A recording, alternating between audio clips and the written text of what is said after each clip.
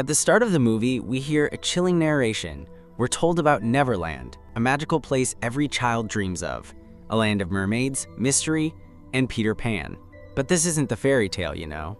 We see a man named Peter reading a book about Neverland to a young boy named Timmy.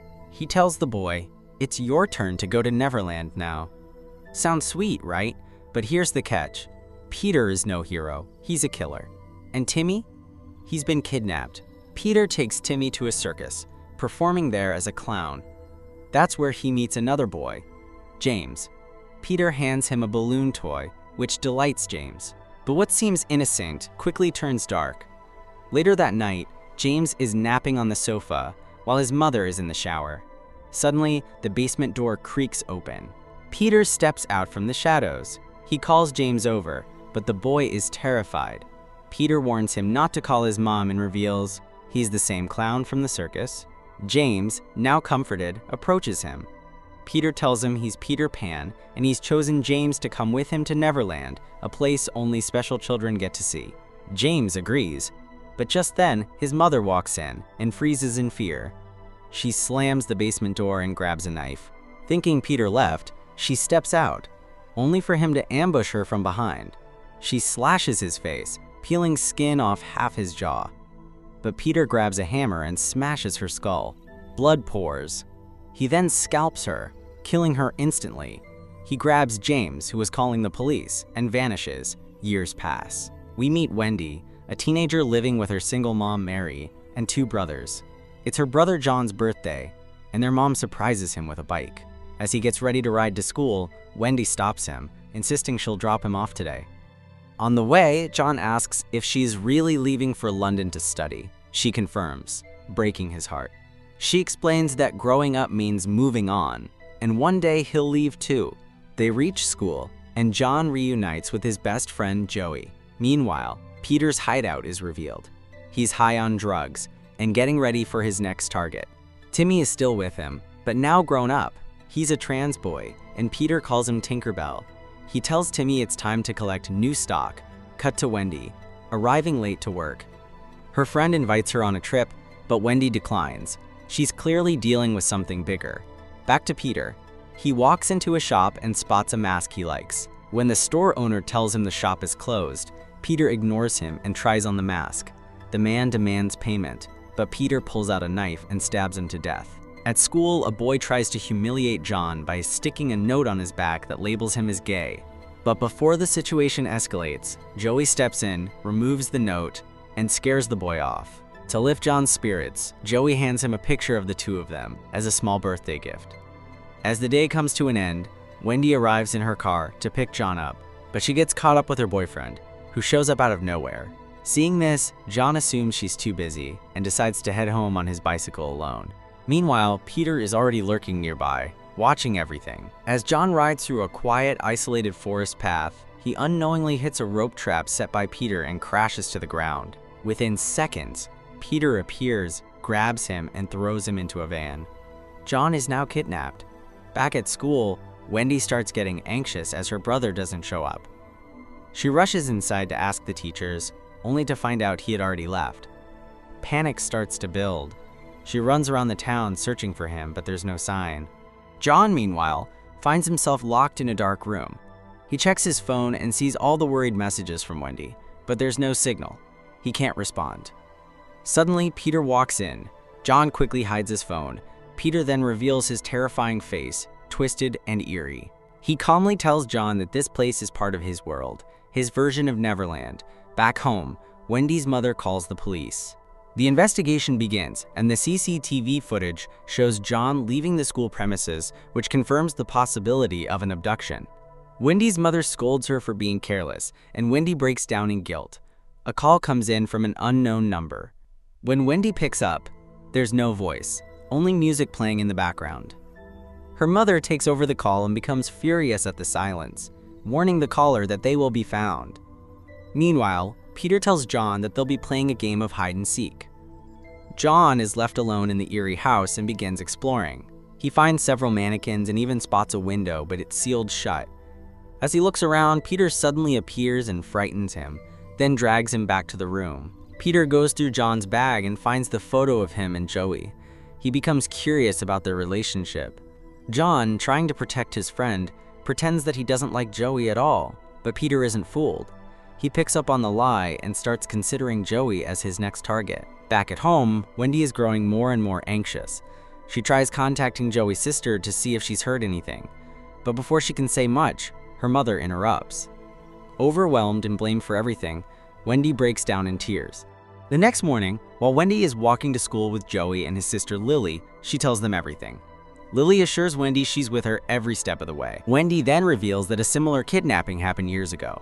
The first child taken was named Timmy, so they decide to visit Timmy's father to learn more. When they reach his house, Timmy's father welcomes them in. He tells them Timmy was a sweet boy, someone he loved dearly. One day, a clown lured Timmy in with balloons, and he was never seen again. He then shows them Timmy's room, where it's revealed that Timmy loved dressing in girls' clothes. His father still misses him terribly and wishes he'd come back. Meanwhile, a school bus is heading home with a group of kids. Suddenly, Peter blocks the road with his car. The driver, thinking Peter needs help, steps out, only to be stabbed brutally. Peter then boards the bus and slaughters the terrified children one by one. Back in the basement, Jon is visited by Timmy, who's come to collect some plates. Jon mentions that Peter seems special, maybe even mentally ill. But Timmy disagrees. According to him, Peter isn't sick, he's chosen. He promised to take Timmy to Neverland, a magical place for children. Timmy doesn't care how long he's been locked up. He just wants to go to Neverland and be free. Jon asks why Peter chose him, and Timmy says Peter only picks children who are different. He even calls Jon a fairy, his own Tinkerbell, and shows him a drawing of a fairy, saying one day Jon will have wings too and be able to fly. Jon begins to realize that Timmy has been trapped here since childhood, driven mad by false promises. He tells Timmy he misses his family and wants to go home. This surprises Timmy, who quietly leaves, perhaps reminded of his own longing for family. Back at home, Wendy's brother arrives with chilling news. A school bus has been found, filled with murdered children. He fears Jon might have been among them. Shocked, Wendy tries to stay hopeful, insisting Jon must be safe somewhere. Later, Wendy visits her mother, who has also seen the news.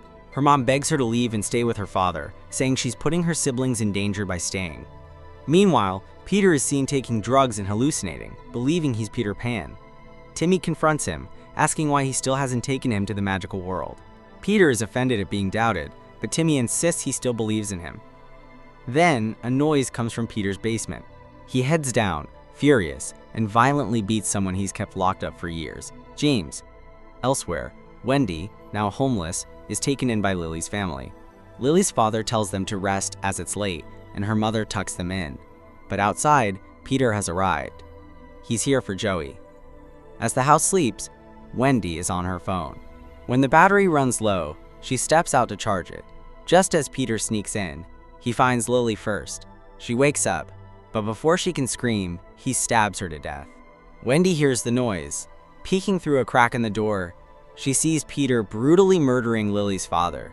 Panicked, she shuts the door and hides, knowing the monster is now inside. As Peter enters the house, he starts scanning the room. Meanwhile, Wendy quietly slips into another room through the window.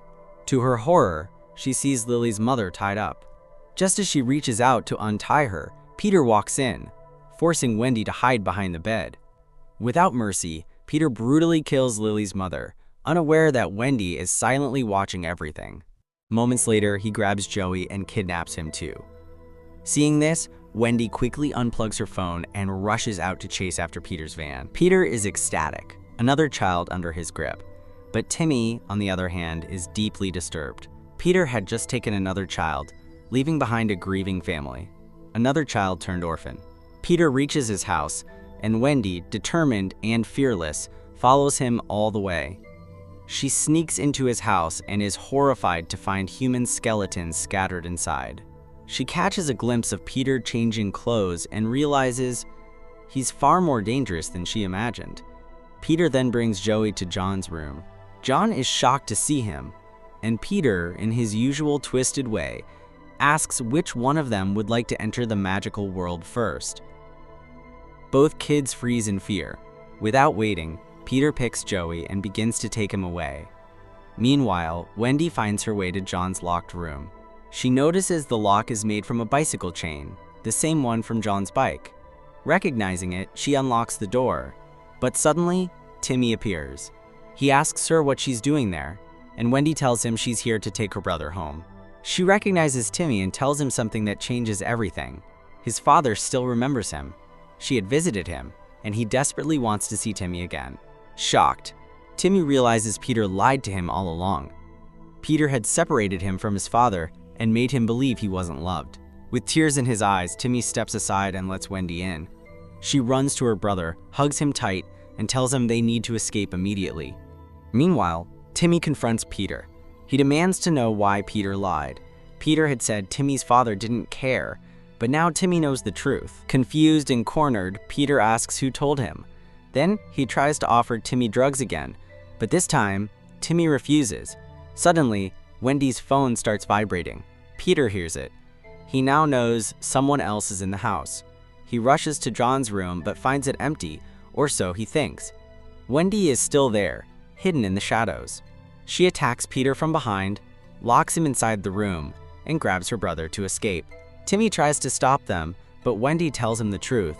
His father still remembers him and longs to see him. Shocked, Timmy lets her go, but when they try to leave, they realize all the doors are locked. Jon pulls out his phone, hides under the table, and secretly calls the police. Meanwhile, Peter arrives, and Timmy confronts him. He demands to know why Peter lied to him. Furious, Peter brutally beats Timmy and slices off both his hands with a knife. Down in the basement, Wendy hears a noise coming from a coffin. She opens it and finds Joey inside. She grabs him and breaks down a door to get him out safely. But she doesn't leave. Wendy turns back to rescue her brother. That's when she sees James in the basement, horribly mutilated.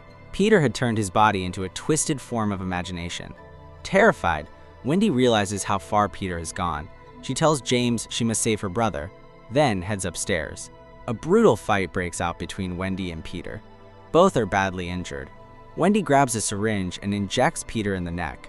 As the drugs take effect and his vision blurs, she beats him mercilessly. Peter regains consciousness and grabs her brother, choking him, but Wendy charges in and attacks. She shoves her fingers into Peter's eye, blinding him. At that moment, Jon smashes something over Peter's head. Peter is down, but still alive. He pleads for mercy. Then James appears from behind, his hand replaced with a metal hook. With one swing, he slams the hook into Peter's back and drags him away. Right then, the police arrive and rescue everyone. Cut to 1 year later. The family is celebrating Jon's birthday. They're finally happy again. But just as they laugh and cheer, a phone rings. On the other end is the same haunting tune Peter Pan used to play. Wendy freezes, and with that, the movie ends. So that was the dark tale of Peter Pan.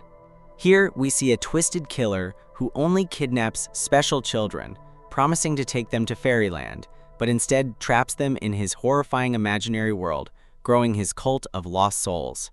What did you think of this creepy version of Peter Pan? Let us know in the comments.